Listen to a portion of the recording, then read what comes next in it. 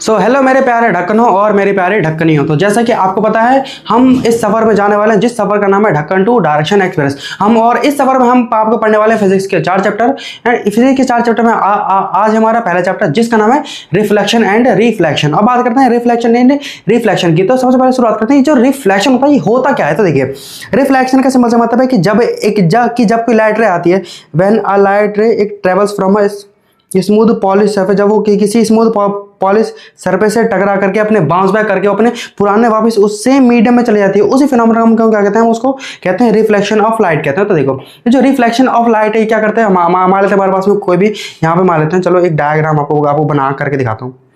मान लेते हमारे पास में एक स्मूथ सरफेस है कुछ ऐसा, यहाँ पे लाइट आई इससे टकराई और टकराने के बाद में आप वापस अपने पुराने उसी मीडियम में चलेगी। तो उसी मीडियम में जाने को हम क्या करें, उसको हम रिफ्लेक्शन कह रहे हैं। मान लेते हैं कि कुछ ऐसा होगा कि हमने लाइट हमारी लाइट उसके अंदर चल गई, क्या तब भी उस केस में हम उसको रिफ्लेक्शन कहेंगे नहीं, उस केस में हम उसको रिफ्लेक्शन नहीं कहेंगे। क्या कहेंगे वो हम जानेंगे आगे जैसे हम चैप्टर में आगे बढ़ेंगे। लेकिन अभी हम किसके बारे में बात करेंगे, अभी हम केवल और केवल रिफ्लेक्शन के बारे में बात करते हैं।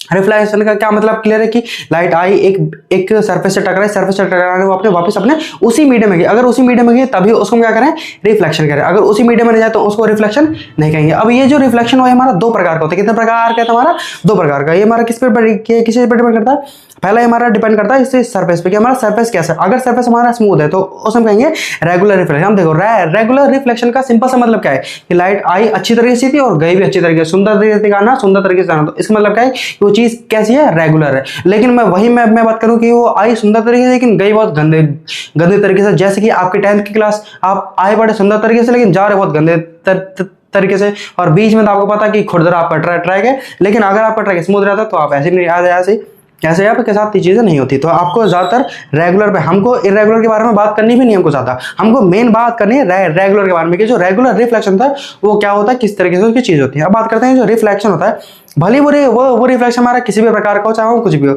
वो हमारे दो लॉ फॉलो करता है, जिसमें से पहला लॉ है एंगल आई बराबर एंगल आर। अब तुम बोलोगे सर ये एंगल आई क्या होता है और एंगल आर क्या होता है। देखो एंगल आई का सिंपल सा मतलब है जो हमारी जो रेस हमारी आती है और जो रेस हमारी जाती है और ये जो सरफेस से टकराती है, उनके बीच में एक इमेजिनरी लाइन होती है जिसको हम नॉर्मल कहते हैं। तो नॉर्मल और इंसिडेंट रे के बीच में जो बनने वाला एंगल होता है उसे हम कहते हैं एंगल ऑफ इंसिडेंट कहते हैं। और ये जो नॉर्मल और जाने वाले रे यानी कि रिफ्लेक्टेड रे, और अगर हिंदी में बोले तो परावर्तित किरण, तो नॉर्मल और परावर्तित किरण के बीच में जो के मध्य में जो एंगल बनता है उसको हम कहते हैं angle of reflection. Angle of क्या कहते हैं, रिफ्लेक्शन। बच्चे इसमें कन्फ्यूज करते हैं, वो एंगल को रिफ्रैक्शन और रिफ्लेक्शन को सेम मानते नहीं, ये रिफ्लेक्शन है, रिफ्रैक्शन नहीं है। तो अगर कोई गलती से इसको रिफ्रैक्शन पढ़े तो वो ध्यान से, मैं एक बार मैं इसको रिपीट करता हूँ एक बार। इसका मतलब है एंगल ऑफ इंसिडेंट और angle of reflection, naught angle of refraction.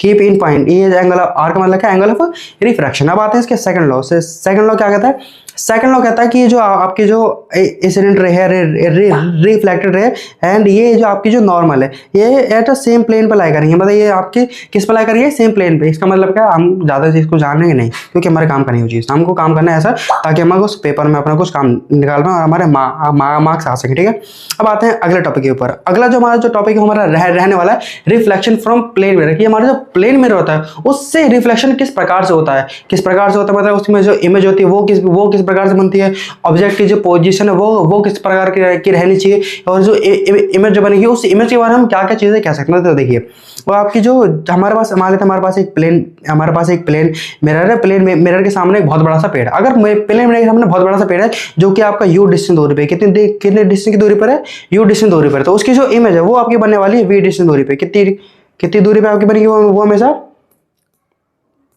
तो ये और यू है और जी है। तो यू का मतलब क्या है, यू का हमारा सिंपल सा मतलब होता है कि किसी ऑब्जेक्ट की शीशे से दूरी जो कहते हैं उसे हम कहते हैं यू कहते हैं। यू का मतलब होता है ऑब्जेक्ट डिस्टेंस, ठीक है। और जो वी होता है, वी का मतलब होता है इस शीशे से इमेज के बीच की जो दूरी है उसे हम क्या कहते हैं, वी कहते हैं। तो ऑब्जेक्ट डिस्टेंस को किससे डिनोट करते हैं, यू से, और जो इमेज डिस्टेंस है उसको हम किससे डिनोट करते हैं, वी से। अब बात करते हैं इसमें जो इमेज बनती है उसके बारे में हम क्या क्या कह सकते हैं। देखिए बेसिकली हम बात करते हैं इसमें जो इमेज बनती है वो वर्चुअल बनती है और इरेक्ट बनती है। वर्चुअल का मतलब क्या है, वर्चुअल का मतलब इसमें जो इमेज है वो नकली होती है। इसका मतलब ये नहीं कि असलियत में उसके अंदर कुछ होता है, वो चीज़ें नकली होती है, ये नहीं कि वो असलियत में इसका ये मतलब नहीं कि वो असलियत में वो चीज़ें वहाँ वहाँ वहाँ से वो आ जाएंगी, बाहर आ जाएंगी, नहीं, वो नकली होता है। उसके अंदर जो इमेज होती है हमारी होती है नकली होती है। अब बात करते हैं यहाँ पे लिखा है इरेक्ट। इरेक्ट का मतलब क्या है? इरेक्ट का मतलब देखिए जो इमेज है हमारी सीधी बनेगी। अगर मैं खड़ा हूँ तो मैं भी जो मेरी इमेज है वो भी खड़ी रहेगी। ये नहीं कि मैं खड़ा हूँ मेरी इमेज मेरी लेटी है, सो रही है, गा रही हो, नहीं। अगर मैं खड़ा हूँ तो वो अगर वो भी खड़ी है, अगर मैं चल रहा हूँ तो मेरी इमेज वो भी चल रही होगी। तो सेम जो मेरी जो मेरी पोजीशन होगी वही पोजीशन मेरी इमेज की भी होने वाली है। अब बात करते हैं यहाँ पे एक वर्ड इस्तेमाल हुआ सेम साइज एज ऑब्जेक्ट। मतलब क्या? अगर मैं 2 मीटर का हूँ तो मेरी जो इमेज है वो भी मेरी बनने वाली है 2 ही मीटर की बनने वाली है। और अगर मैं 2.5 मीटर का हूँ तो मेरी इमेज भी 2.5 मीटर की बनने वाली है। और बात है थर्ड, यहाँ पे एक वर्ड इस्तेमाल हुआ लैटरल इन्वर्टेड। तो लैटरल इन्वर्टेड का मतलब क्या है? तो लैटरल इन्वर्टेड का मतलब है आपकी जो इमेज बनेगी वो उल्टी बनेगी, लेकिन सीधी उल्टी। सीधी उल्टी मतलब क्या? आपकी जो इमेज है जैसे कि आपने देखा होगा बहुत बार कि आप शीशे के सामने खड़े हैं, आप शीशे के सामने अपना राइट हैंड को लाइक, लेकिन इमेज जो उसमें आपको बनती है उसमें आपको लगता है कि उसने अपना लेफ्ट हैंड लाइक। क्यों लगता है? क्योंकि जो इमेज उसमें बनती है वो आपकी बनती है लैटरल इन्वर्टेड बनती है। और इसी चीज और इसी सेम चीज को हम इस्तेमाल करते हैं एम्बुलेंस को लिखने में। आपको क्या क्या लगता है कि एम्बुलेंस की गाड़ी पे जो एम्बुलेंस लिखा था वो उल्टा क्यों लिखा होता है? ताकि जो एम्बुलेंस चला रहा है उसको वो सीधा दिखाई दे। अगर आप भी ऐसा होते तो आप भी बेवकूफ थे, बट आप ऐसे भाई को नहीं, क्योंकि आप ही चल रहा हो ना, आपको पता है क्योंकि उसके अंदर से इमेज बनती है। आगे जो भी एम्बुलेंस की गाड़ी यहाँ पर है, मान लेते हैं हमारी एम्बुलेंस की गाड़ी यहाँ पर है, उसकी गाड़ी के आगे यहाँ पे एक और गाड़ी है। अगर वो यहाँ पे सीधा लिख देगा तो इसकी जो इमेज उसके जो आगे जो ड्राइवर उसके रेयर भी मिरर है उसमें जो इमेज बनेगी वो बनेगी उल्टी। तो एम्बुलेंस को ढंग से पढ़ नहीं पाएगा और क्या पता उसको रास्ता भी ना दे। और आपके अगले टॉपिक जो आपकी हमारा है स्फेरिकल मिरर, हमने पढ़ लिया। अभी हमने पढ़े दो, अभी सिंपल से बात करते हैं। अभी हमने पढ़े सिंपल 2 टॉपिक। पहला टॉपिक क्या था? हमने पढ़ा कि रिफ्लेक्शन हमारा क्या होता है। सेकंड टॉपिक हमने पढ़ा रिफ्लेक्शन फ्रॉम प्लेन मिरर। अब हम जो टॉपिक पढ़ने वाले उसका नाम है रिफ्लेक्शन फ्रॉम स्फेरिकल मिरर। बात करते हैं स्फेरिकल मिरर। स्फेरिकल मिरर का मतलब क्या है? स्फेरिकल मिरर का मतलब सिंपल से कुछ है, ये हमारे पास एक गोला था, हमने गोले को काट दिया। तो गोले को जैसे हमने काट दिया हमारे पास 4 टुकड़े आ गए, एक टुकड़ा ऐसे, एक टुकड़ा ऐसे, एक टुकड़ा ऐसे, एक टुकड़ा ऐसे। अब ये जो 4 पीसेस हैं मुझे क्या पता इसमें कौन सा कन्वेक्स है और कौन सा कन्वेक्स है? ये किस पे डिपेंड करता है? ये हमारे बेसिकली हमारा डिपेंड करता है हमारी कोटिंग पे कि हमने इस पे कोटिंग किस प्रकार से की है। अगर हमने उसमें कोटिंग उसके अंदर साइड से करी है तो उसको हम कुछ और कहेंगे, अगर कोटिंग हमने बाहर साइड से करी तो हमसे कुछ और कहेंगे। इस मतलब क्या? देखो मान लेते हैं कि मेरे पास में एक इसको मिटाता हूं थोड़ा सा। मान लेते हैं कि हमारे पास एक लेंस है, मेरे पास एक मिरर है यहाँ पे। मैंने पहले इसमें बाहर की तरफ में क्या कर दिया? कोटिंग कर दिया। जैसे मैंने इसमें मैंने इसको बाहर की तरफ से मैंने इसमें पेंट कर दिया तो इसका जो सरफेस है जो कि लाइट को रिफ्लेक्ट करेगा वो अंदर की तरफ धंसा हो गया। तो जो सरफेस अंदर की तरफ धंसा होता है उसे हम कहते हैं कनकेव। क्या कहते हैं? कनकेव। इसको याद किस तरह कर सकते हैं? कनकेव। केव मतलब होता है गुफा। आपकी गुफा कैसी होती है? अंदर से धंसी होती है, इसलिए आप उसको कैसे याद कर सकते हैं। और उल्टा मतलब क्या? कनवेक्स। इसका क्या उल्टा? कन्वेक्स। हमारे पास स्फेरिकल में कितने टाइप के होते हैं? 2 टाइप के। पहला क्या है? पहला हमारा क्या है? पहला हमारा कनकेव है और जो दूसरा है वो हमारा क्या है? कन्वेक्स। अब आप बात करते हैं इनमें कुछ कॉमन टर्म्स होते हैं जो आपको डेली की डेली आपको इस्तेमाल करनी पड़ेगी पेपर देना तो नहीं देना। अब स्फेरिकल मैंने बताया हमने 2-3 टर्म्स में कॉमनली इस्तेमाल करते हैं, जिसमें हमारे पहले टर्म उसे हम कहते हैं सेंटर ऑफ कर्वेचर कहते हैं, और दूसरे टर्म उसे कहते हैं फोकस, तीसरे टर्म कहते हैं पोलर। और इनको बीच में जो इनको चीरती हुई जो आ रही है उसे हम कहते हैं पीए। पी का प्रिंसिपल एक्सिस मतलब है। अब मैंने कुछ टर्म्स इस्तेमाल किए सी हो गया। सी का मतलब क्या है? सी का मतलब होता है अगर ये स्फेरिकल मिरर है तो ये किसी न किसी स्फीयर का पार्ट रहा होगा। तो ये जिस स्फीयर का पार्ट रहा होगा उस पॉइंट से उसके सेंटर से लेकर इसके पोल के बीच की दूरी को रेडियस कहते हैं। तो वो जो उसका सेंटर होगा उसे हम कहते हैं इसका ऑप्टिकल सेंटर। ऑप्टिकल सेंटर मतलब क्या? ऑप्टिकल सेंटर नहीं, ये जिस स्फीयर का पार्ट होगा ये उस स्फीयर का सेंटर है। ये एक्चुअली में ये इस लेंस का पार्ट नहीं है, ये उस स्फीयर का पार्ट है जिस स्फीयर का जो इस स्फीयर से काटा। हमारे समय में मेरे पास एक बहुत बड़ा स्फीयर था, मैंने स्फीयर को छोटा से काट दिया। इसका जो सेंटर से यहाँ से दूरी है तो ये जो सेंटर है इसे हम कहते हैं सी कहते हैं। ये इस वाले लेंस का इसका कोई लेन देन नहीं, इसका ये कोई पार्ट नहीं होता। अब बात करते हैं यहाँ पे एक पार्ट पी का मतलब क्या था? फोकस। फोकस का मतलब पी सॉरी पी का मतलब हमारा पोल। पोल हमारा क्या होता है? तो तुम्हारे पास जो भी तुम्हारे पास में लेंस का टुकड़ा है उस लेंस के टुकड़े का जो भी तुम्हारा सेंटर का पार्ट जो भी तुम्हारा है जैसे कि यहाँ पे ये वो उसमें क्या कहते हैं? पोल कहते हैं। यहाँ पे इमेजरी लाइन आ रही है फोकस। तो फोकस में बहुत लोग गलती करते हैं, उनको लगता है कि फोकस का मतलब कुछ नहीं है। फोकस का हमारा 2 मतलब होते हैं। पहला हमारा यहाँ पे थोड़ा बात करते हैं। फोकस का हमारा मतलब होता है जैसे कुछ लोग करते हैं फोकस का मतलब क्या? बस जो भी आपके रेडियस है उसको आधा कर दो तो हमारा फोकस आ गया। नहीं, फोकस का हमारा एक असलियत में मतलब होता है। वो मतलब क्या? थोड़ी देर हम पहले डिस्कस करेंगे। देखो मान लेते हैं इसके लिए हम लेते हैं एक कनकेव मिरर लेते हैं। अब कनकेव मिरर में हमारे पास में मैंने जो लाइट छोड़ी वो छोड़ी इन्फिनिटी से। तो अगर मैंने लाइट इन्फिनिटी से छोड़ी है तो पता है ये लाइट क्या करेंगे? ये लाइट रिफ्लेक्ट होंगे। तो ये लाइट रिफ्लेक्ट होने बाद में हमको दिखता है कि एक पॉइंट पर अगर ये कन्वर्ट होती है तो ये लोग ये सारी की सारी लाइट जिस पॉइंट से हमको कन्वर्ट होती हुई दिखती है उस पॉइंट को क्या कहते हैं? फोकस कहते हैं। क्या कहते हैं? फोकस। तो फोकस क्या होता है? इमेजरी से पॉइंट मानते हैं जहां पे जो सारी की सारी जो लाइनें वहां आकर के मिलती है उसे क्या कहते हैं? फोकस कहते हैं। और मैथमेटिकली हमने इसका बहुत सारा हमने जितने भी प्रैक्टिकल के एक्सपेरिमेंट किए हमने उससे ये पाया कि जो फोकस होता है ये इस सर्कल की रेडियस का आधा होता है। क्या होता है? सर्कल की रेडियस का आधा होता है। अब बात करें इनका इसमें जो सवाल होते हैं हमारे वो हमारे किस प्रकार से बनते हैं? देखिए सेंटर ऑफ कर्वेचर मतलब सेंटर ऑफ कर्वेचर मतलब है द रिफ्लेक्टिंग सरफेस ऑफ हमारा forms a part of spherical centre जिसे डिनोटेड हम इस हम कहते हैं सेंटर ऑफ कर्वेचर कहते हैं। क्या कहते हैं इसको? सेंटर ऑफ कर्वेचर कहते हैं, जो कि reflecting surface of the spherical mirror forms a part of the sphere. मतलब कि भैया ये जिस मिरर का पार्ट होता है उसके सेंटर होता है उसे हम कहते हैं सेंटर ऑफ कर्वेचर कहते हैं। नोट यहाँ पे नोट करने वाली बात ये कि ये centre of curvature not a part of mirror. ये उस मिरर का पार्ट नहीं होता जिस मिरर की बात करना चाहिए। की बात करना चाहिए कन्वेक्स की बात है, उसका एक पार्ट नहीं होता। फिर आते हैं radius of curvature. Radius of curvature मतलब बस radius of curvature that is it. अब आते हैं प्रिंसिपल एक्सिस मतलब क्या है? और हमारे अभी जो तीनों पॉइंट हमने जो डिस्कस करे सेंटर ऑफ कर्वेचर फोकस हो गया पोल हो गया, जो इन तीनों को चीरता हुआ जाता है एकदम से और पार करके जाता है उस पॉइंट को हम कहते हैं प्रिंसिपल एक्सिस कहते हैं। और ज्यादातर प्रिंसिपल एक्सिस को डिनोट करते हैं पी ऐसे कैपिटल पी और कैपिटल एस। क्या डिनोट करते हैं प्रिंसिपल एक्सिस? बस इसको 2 बार मत करा नहीं तो टीचर मार्क्स काट लेता है।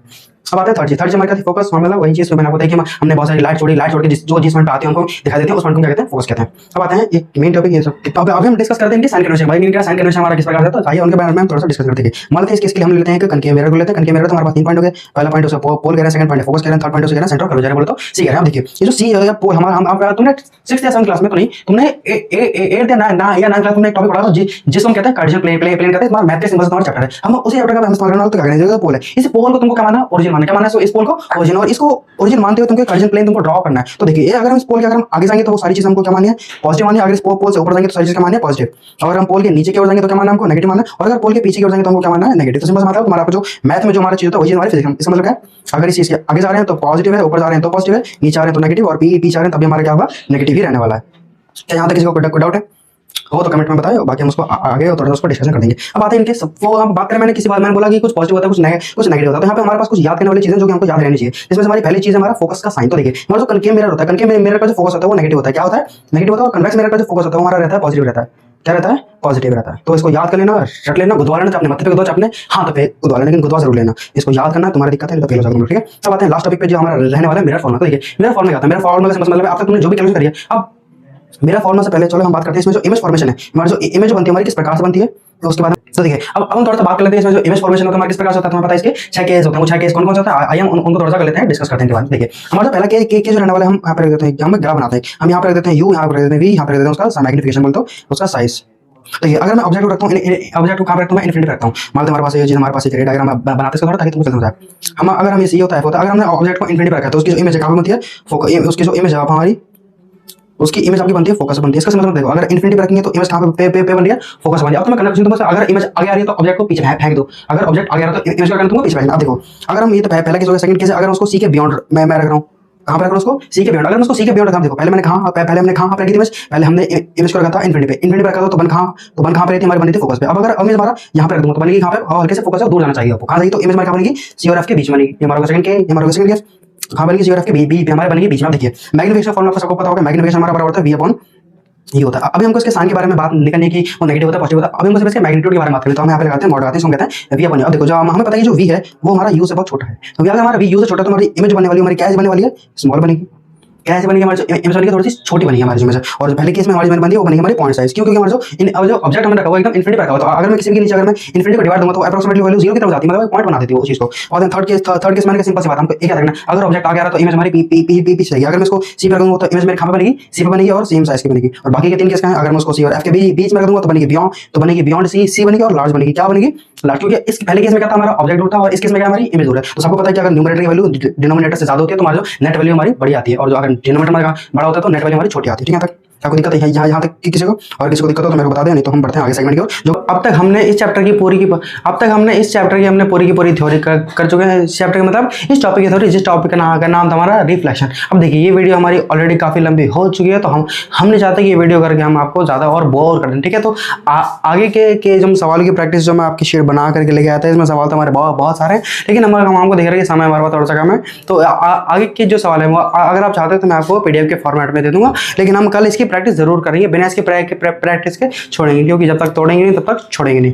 मिलते हैं अगले वीडियो में, तब तक के लिए all the best for your exams and happy new year.